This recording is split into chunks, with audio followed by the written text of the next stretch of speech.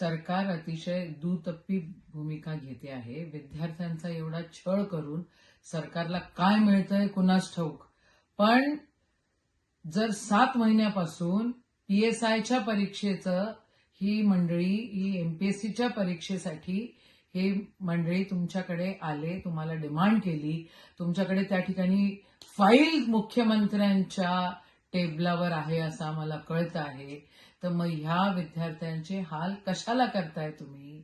आम्हाला कळतंय विद्यार्थी जर पास झाले तर त्यांना पगार सुरू होतील. या सरकारकडे पैसे द्यायला नाहीयेत म्हणून विद्यार्थ्यांचे हाल हे करतायत आणि तिथं शेकडो, करोडो, लाखो, अब्ज रुपये फुकट वाटतायत. पण जे विद्यार्थी अभ्यास करतायत त्यांच्याकडे हे सरकार बघायला तयार नाहीये.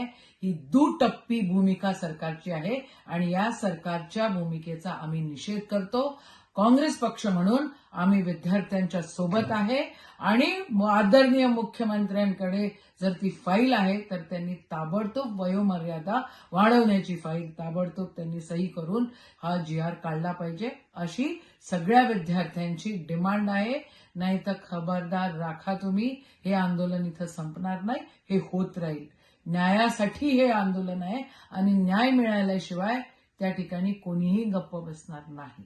जय हिंद, जय महाराष्ट्र.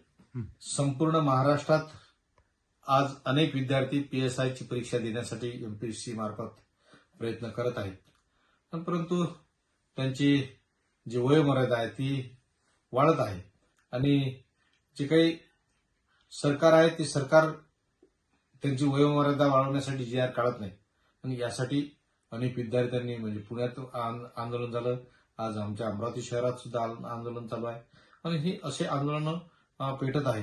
म्हणून मी सरकारला या निमित्तानं इशारा देऊ इच्छितो की सरकारनं या संदर्भात त्यांची वयोमर्यादा वाढवण्याच्या संदर्भात लवकरात लवकर GR काढावा की जेणेकरून या विद्यार्थ्यांचं नुकसान होणार नाही.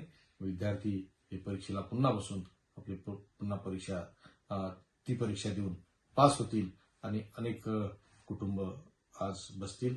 म्हणून सरकारनं त्यांचा जास्त अंत न पाहता अनेक ठिकाणी आंदोलन येत आहे. आज अमरावतीत यापूर्वी पुण्यात झालं, आम्ही उल्लेख केलाच, पण या पलीकडे असे सातत्यानं त्यांचे आंदोलन चालू राहतील म्हणून सरकारनं हे लक्षात द्यावं.